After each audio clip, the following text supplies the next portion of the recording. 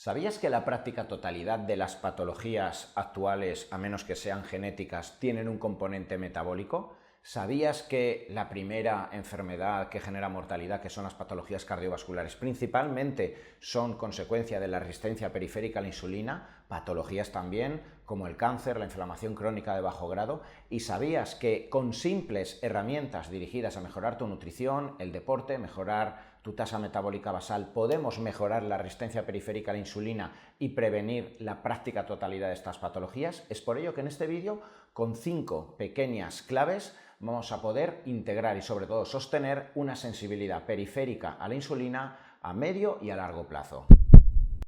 Si te gusta esta temática alrededor del metabolismo, alrededor de la hormonoterapia, alrededor de cómo funciona la cetosis, no olvides suscribirte al canal y darle a la campanita. Lo primero que quiero explicarte es que la resistencia periférica a la insulina es un proceso en realidad fisiológico. No podemos caer en el reduccionismo de pensar que la resistencia periférica es la mala de la película, pensar que tenemos que tomar sensibilizadores a la insulina y hacer herramientas que vayan a mejorar única y exclusivamente el metabolismo en torno a la sensibilidad periférica a la insulina, porque esto también puede tener sus perjuicios metabólicos. Quiero que recuerdes que la resistencia periférica a la insulina es un proceso que, por ejemplo, se desarrolla en el embarazo, de ahí que la mujer embarazada pueda desarrollar cierta diabetes gestacional. La resistencia periférica a la insulina se desarrolla en el entorno del entrenamiento, como consecuencia de la inflamación aguda que se genera en la zona muscular. La resistencia periférica a la insulina se genera también cuando hay un accidente de tráfico, cuando tienes una infección, cuando existen procesos de hostilidad en el organismo,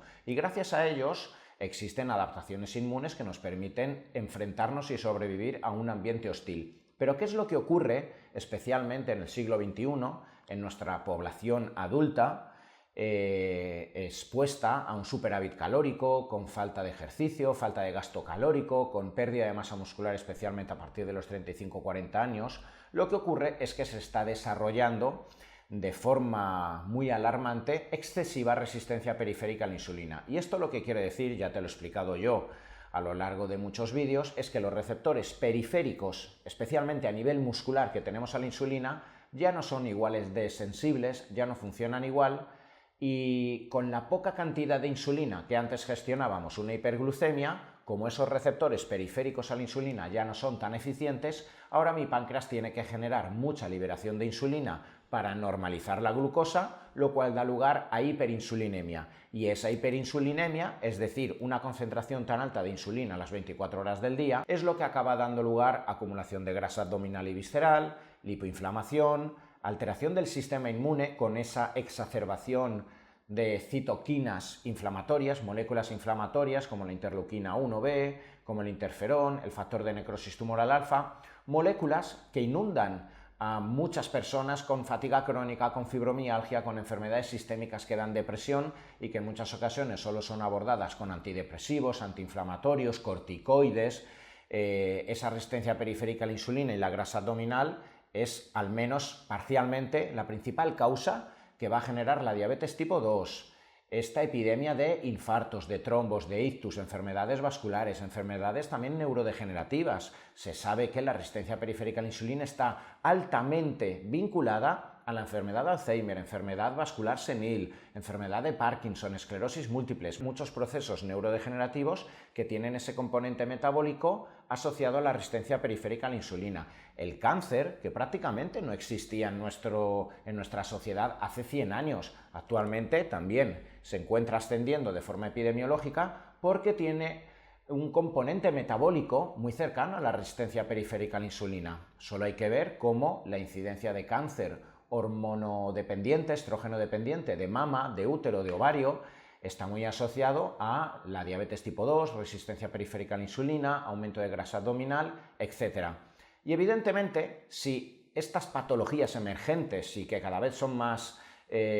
incidentes en nuestra sociedad tienen un componente metabólico, existen claves y herramientas naturales que podemos integrar en nuestro día a día que van a permitir al menos parcialmente recuperar la sensibilidad periférica a la insulina, no acabar con estas enfermedades o quizá no ser tan dependientes de los fármacos y evidentemente tener más longevidad y sobre todo lo que todos buscamos, más calidad de vida. Lo primero de todo, antes de entrar en los consejos es que, evidentemente, la resistencia periférica a la insulina normalmente está asociada al sobrepeso, ¿vale? Por eso una mujer con síndrome de ovario poliquístico, muchas mujeres con infertilidad asociado a este SOP, mujeres con hiperandrogenismo, con hiperestrogenismo, muchas personas con inflamación, simplemente se les dice adelgaza, haz una dieta y de repente, al menos parcialmente, muchas de las sintomatologías asociadas a la inflamación, a la resistencia periférica a la insulina, al menos disminuyen. Claro, baja peso, pero ¿de qué forma? Siempre te explico que no podemos simplemente bajar de peso, quitarnos 15 kilos y que en el camino pierdas 10 kilos de masa muscular, porque eso va a implicar que pierdas tasa metabólica basal y que luego tengas un rebote. Así que vamos a centrarnos en esas claves. Y la primera sería, sobre todo al inicio, cuando quieras empezar a luchar por revertir, luchar y revertir esa resistencia a la insulina, bajar carbohidratos. Todos sabemos, o hemos visto al menos los profesionales, en consulta cómo los primeros días, las primeras semanas a la hora de trabajar con una persona con síndrome metabólico, diabetes tipo 2, etc., una dieta baja en carbohidratos, una dieta low carb, una dieta cetogénica incluso durante 7-10 días y a partir de ahí luego ya ir moldeando, incorporando hidratos de carbono, etc. Pero principalmente esa bajada de carbohidrato, aunque a largo plazo quizá podríamos poner en tela de juicio si va a ser sostenible, pero a corto plazo favorece que, como consecuencia de que no exista tanta hiperglucemia, el páncreas libere muy poca insulina. ¿Y qué ocurre si tenemos una normoglucemia los primeros 7, 10, 14 días en una persona que nos viene con un síndrome metabólico? Que vamos a tener menos hiperinsulinemia, que además la persona va a tener menos glucógeno muscular hepático, va a orinar toda esa retención de líquido asociado al glucógeno, y al disminuir rápidamente y abruptamente la cantidad de insulina, la persona se desinflama, porque la insulina es proinflamatoria, la insulina genera inflamación a nivel del adipocito, la insulina con esa lipoinflamación genera esa liberación de citoquinas proinflamatorias, y es por ello que una persona cuando viene con el síndrome metabólico muy exacerbado y rápidamente le quitas carbohidratos, junto a esos carbohidratos normalmente quitas gluten, quitas fructooligosacáridos, quitas harinas refinadas, lácteos, con lo que claro, también el intestino está mejor, pues la persona parece como revivir, te dice a los 7-10 días, ostras doctor, es que me he deshinchado, me miro al espejo, me encuentro mejor, más ligero, tengo el pensamiento más claro, estoy durmiendo mejor y ostras, estoy orinando un montón. Claro, ese efecto inicial claramente nos va a mejorar la sensibilidad a la insulina, pero como siempre te digo y te he explicado en muchos vídeos, ojito con alargarlo a largo plazo, además haciendo mucho deporte, enganchándote a nunca meter carbohidratos, porque por contra, ¿vale?, podríamos generar un exceso de cortisol que a su vez te podría generar resistencia periférica a la insulina. Segunda clave, para mí muy importante, sobre todo a medio plazo, ya tener un balance adecuado de macronutrientes. Inicialmente yo a la práctica totalidad de mis pacientes que me vienen con síndrome metabólico, alteración del perfil lipídico, hipertensión, etc., les reduzco carbohidratos y así los puedo tener con una dieta muy low carb o cetogénica, pues incluso durante meses. Alternando, ¿vale?, la inclusión de carbohidratos en el entorno del entrenamiento, luego volviendo a quitar carbohidratos 5 o 6 días, etc. Pero cuando llegamos a esas fases de mantenimiento y sobre todo en las fases donde queremos aumentar la masa muscular, hacer ejercicio de fuerza, ¿cuál es la clave? Tener una distribución correcta de macronutrientes. Esto requiere que la cantidad de proteína idealmente nunca baje de 1 o 1,2 gramos por kilo al día porque queremos generar un ejercicio de fuerza, aumentar la masa muscular, etc., necesitamos incluir la cantidad de ácidos grasos esenciales, que como bien indica la palabra, son esenciales para nuestro organismo, especialmente omega 3, que exista un buen balance omega 6, omega 3, incluir omega 9, etc.,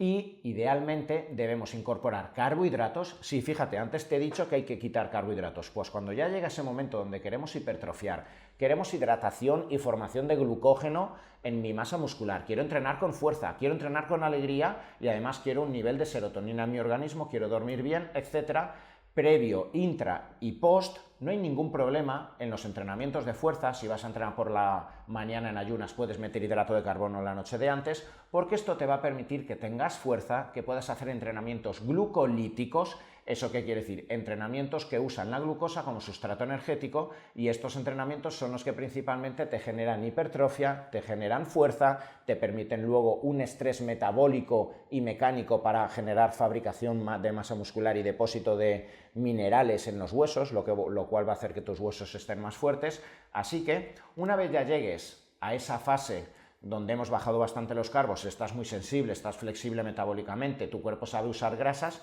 no te preocupes, ves incorporando los carbos 2-3 días a la semana, no te preocupes, incluso de alta carga insulinémica después de entrenar, si has hecho un buen entrenamiento con arroz blanco, etcétera, porque verás que conforme también vas teniendo más masa muscular, vas teniendo más tasa metabólica basal y esto te va ayudando hacia la definición y hacia la mejoría de la sensibilidad a la insulina. La tercera clave sería hacer ejercicio. ¿Y cuánto hemos recomendado hasta la saciedad a los médicos hacer deporte? ¿Cuánto escuchamos en publicaciones médicas, en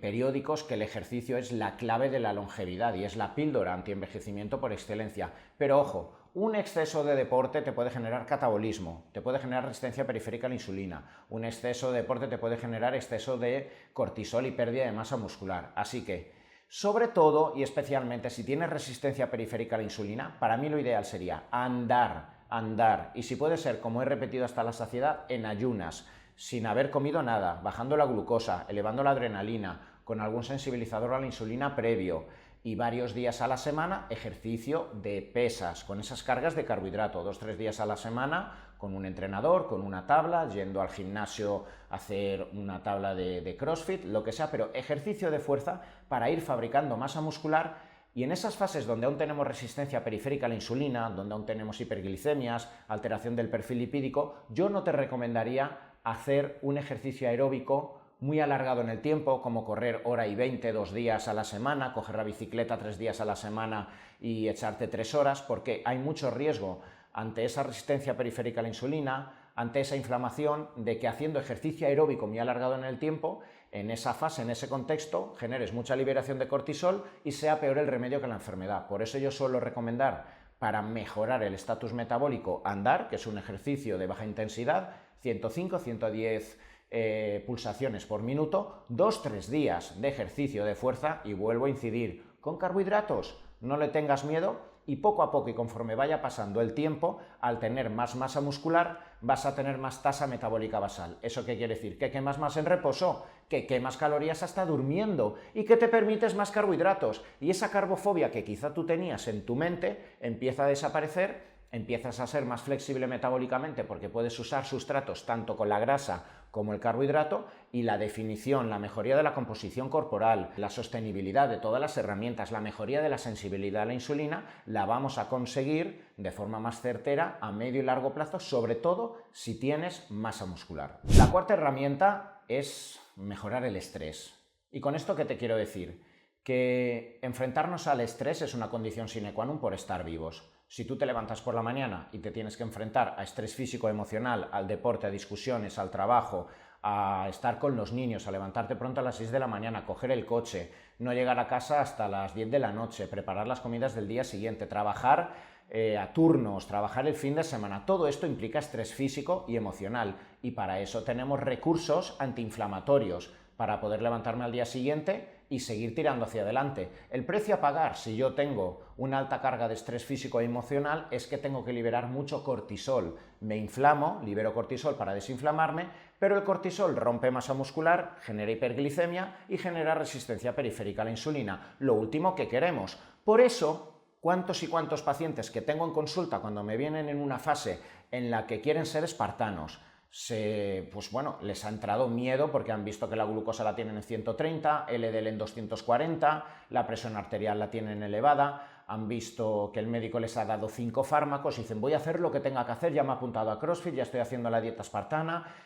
saldré a correr, haré todo lo que tenga que hacer? No. Es muy importante saber que en estas fases hay que ir poco a poco, por eso a muchos pacientes les digo: ni CrossFit, ni pesas, ni nada. Claro que es importante las pesas, pero como estás en un estatus tan inflamatorio, tan estresante, ahora solo quiero que andes. De momento no te voy a hacer incluso ni una dieta low carb, porque tienes el cortisol tan alto y estás tan estresado que te meto un poco de carbohidratos por la noche para que tengas serotonina y duermes. Es un ejemplo. Con esto lo que te quiero decir es que el estrés físico o emocional mal compensado, y puede ser que tengas 25 y 30 años y puedes con todo, pero ¿y si eres una persona con 45 años, te ha dado un infarto, una mujer con menopausia, tienes todos estos desarreglos metabólicos? ¿vale? Quizá ya no tienes la capacidad para enfrentarte al estrés físico y emocional de antes, pues hay que ir poco a poco, hay que ver cómo es tu sueño, hay que ver cómo es tu contexto emocional familiar, hay que ver si estás trabajando 60 horas a la semana, hay que ver si tienes un proceso crónico inflamatorio que hay que abordar también, porque esto está generando elevación del cortisol.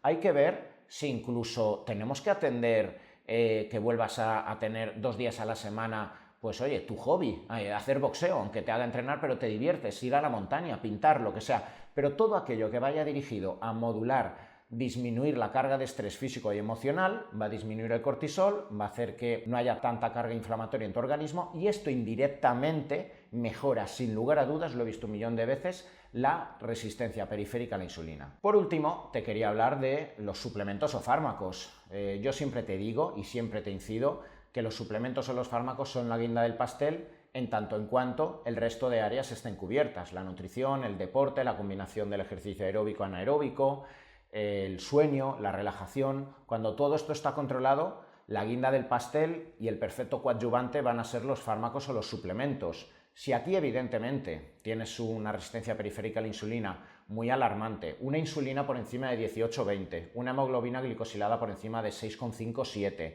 tienes una glucosa en ayunas por encima de 150 de forma repetida, quizá a corto plazo deberías de tomar algún antidiabético tipo metformina.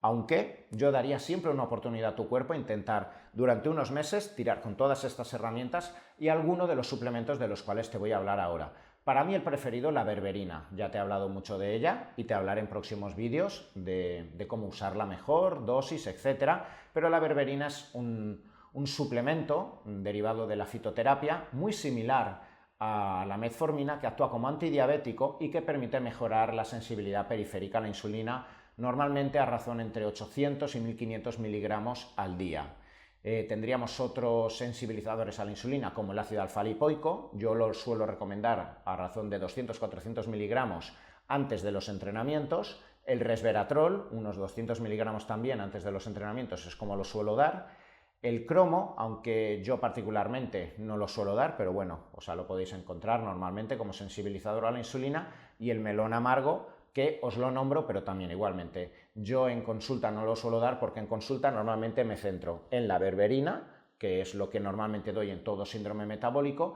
y para antes de las caminatas o antes de los entrenamientos el ácido alfa-lipoico entre 200 y 400 miligramos. Bueno, pues hasta aquí te he hablado de esa epidemia metabólica. Esa epidemia que afecta hasta más del 50%, los estudios nos dicen actualmente que más del 50% de la población adulta tiene resistencia periférica a la insulina y de ahí que nos encontremos con tantas enfermedades, patologías y signos clínicos en torno al síndrome metabólico. Te he estado hablando de todo lo que tienes que hacer de forma muy sencilla en torno a la nutrición, el control de los carbohidratos. Ya desde aquí se te puede abrir la mente para empezar a profundizar y empezar a buscar más detalles de cómo personalizar en tu caso la búsqueda de la mejoría de la resistencia periférica a la insulina y la mejoría de tu síndrome metabólico. Si quieres saber más acerca de vídeos en torno al síndrome metabólico, en torno a la terapia de reposición de testosterona, en torno al ayuno intermitente, suscríbete al canal y estarás informado de los siguientes vídeos.